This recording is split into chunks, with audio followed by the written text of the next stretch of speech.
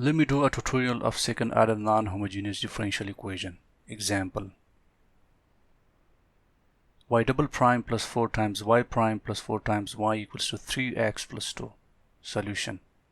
From the typical formula of second order non-homogeneous differential equation, y double prime plus p of x times y prime plus q of x times y equals to g of x. It's a typical form of second order non-homogeneous differential equation. Let me compare the given expression.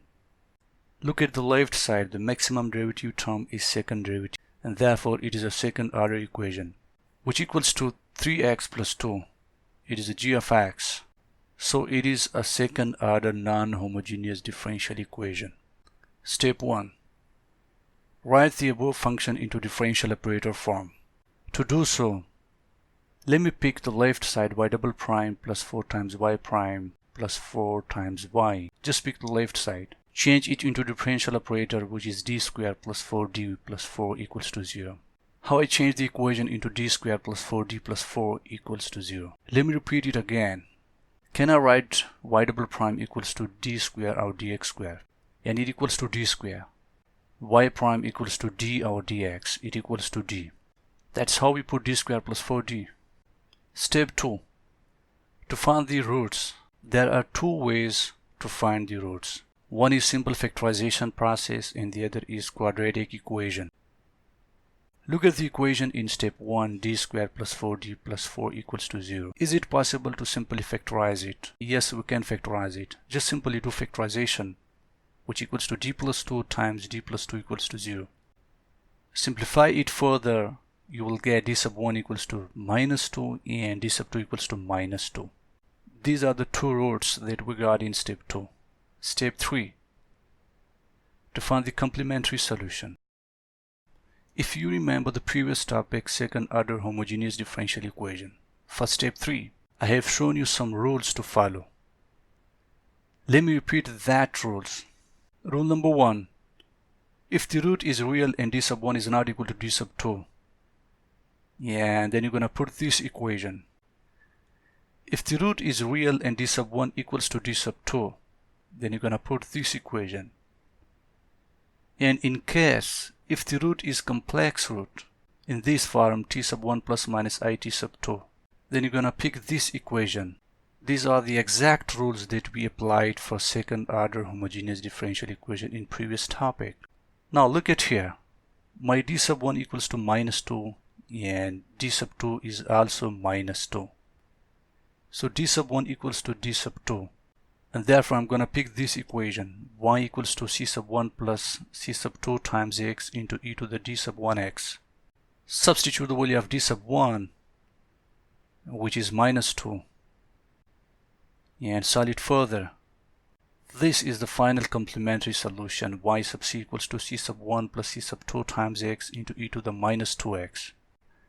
Now, as we have seen from start till to this, everything is similar as we have done for second order homogeneous differential equation in previous topic. These are exactly similar as they are for second order homogeneous differential equation. But the process onward this is different. We have one extra step, which is step 4, to find the particular solution.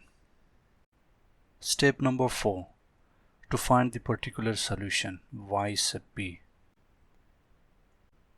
From a typical second order non-homogeneous differential equation, y double prime plus p of x times y prime plus q of x times y equals to g of x. Let me show you the conditions here. Number 1, if the g of x is any linear polynomial degree 1, then I'm going to use this equation. Let's suppose g of x is any linear polynomial degree 1. It means that the power of the variable is 1, like x, 2x, x over 2. Pick this characteristic equation, y sub b equals to ax plus b. This is the characteristic. This is called characteristic equation. Condition number 2. If g of x is any quadratic polynomial degree 2, then I'm going to use this equation. Let's suppose g of x at the right side.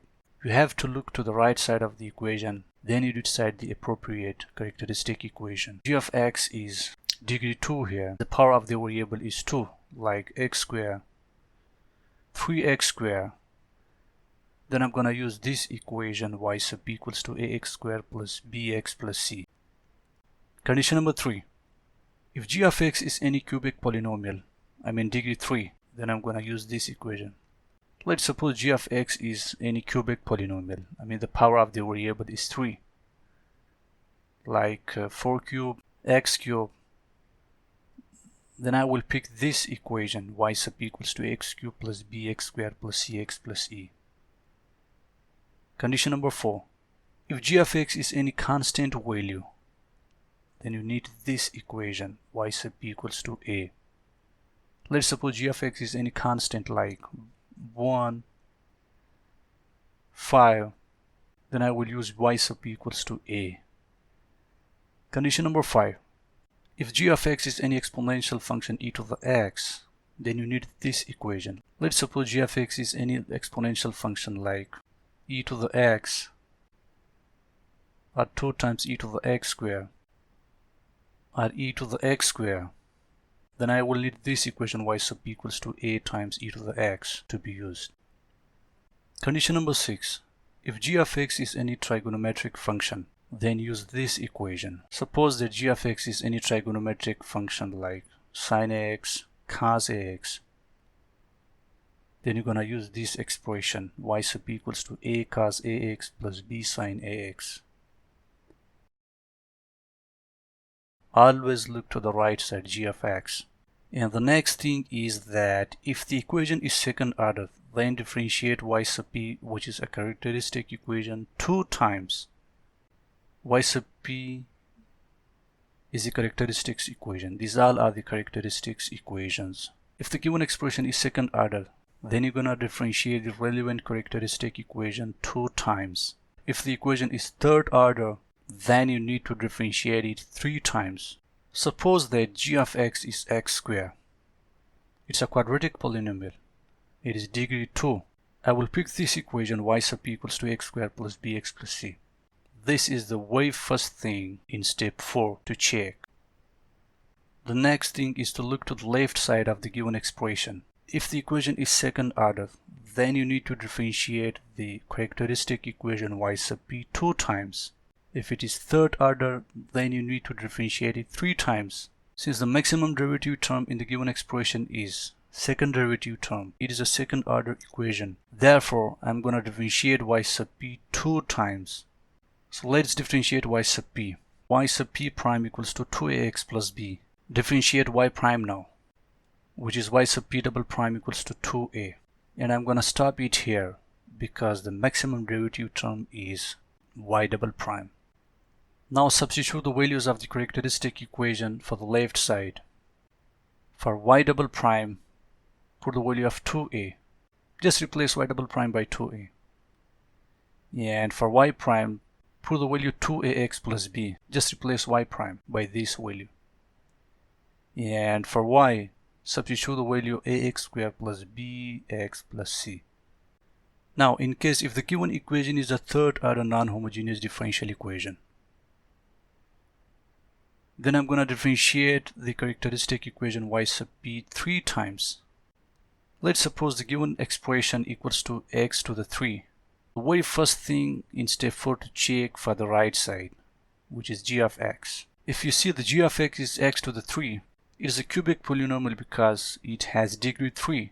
And therefore I'm going to pick this equation y sub p equals to ax cubed plus bx squared plus cx plus e. This is the first thing. The next step is to check the right side of the given expression. Look at here.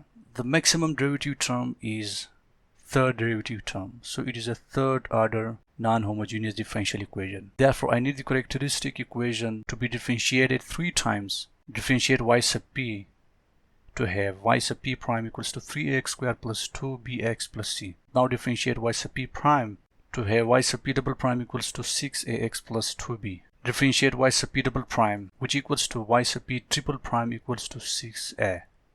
And I need to stop it here because the maximum derivative term is the third derivative term. Substitute 6a for the y double prime and 6ax plus b for the y double prime.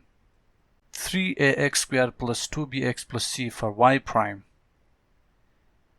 and ax cubed plus bx squared plus cx plus e for y. Let's go back to our own equation, which was y double prime plus 4 times y prime plus 4y equals to 3x plus 2. Compare it with the second order non-homogeneous differential equation. These are second order derivative terms, and p of x is 4, q of x is also 4, g of x is 3x plus 2.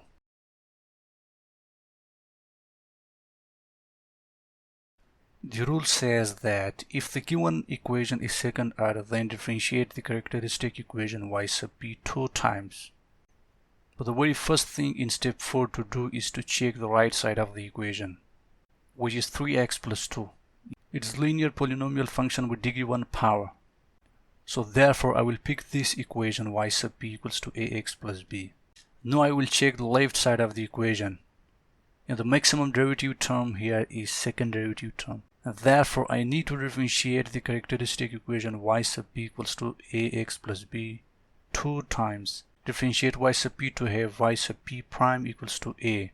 And now differentiate y sub p prime to have y sub p double prime equals to 0. Now substitute these values in the left side. For y double prime I put 0, and for y prime I put a. For y I put ax plus b. Simplify the equation to have 4ax plus 4a plus 4b equals to 3x plus 2. Now I need the value of a and b. To find the value of a and b, I'm gonna compare the left side with the right side. At both sides we have x variable with degree 1 power. Therefore the constant 4a equals to 3, which implies that a equals to 3 over 4. This is the value of a. Now to find the value of b, check it here. 4a plus 4b. This is pure constant term. And check it with the pure constant term at the right side. At the right side we have 2. So 4a plus 4b equals to 2. Substitute the value of a here to have b equals to minus 1 over 4. That's how I got the value of a and b. Therefore particular solution y sub p equals to ax plus b. Y sub p equals to ax plus b is the characteristic equation that has been taken. Now substitute the value of a and b. The value of a was 3 over 4 and the value of b was minus 1 over 4. This is the final answer of the particular solution, which is 3 over 4x minus 1 over 4. Step 5. To find the general solution. For the general solution, add y sub c and y sub p. Y sub c is the complementary solution. If you remember, that is the answer that we got in step 3. And y sub p is obviously 3 over 4x minus 1 over 4. Just add y sub c and y sub p.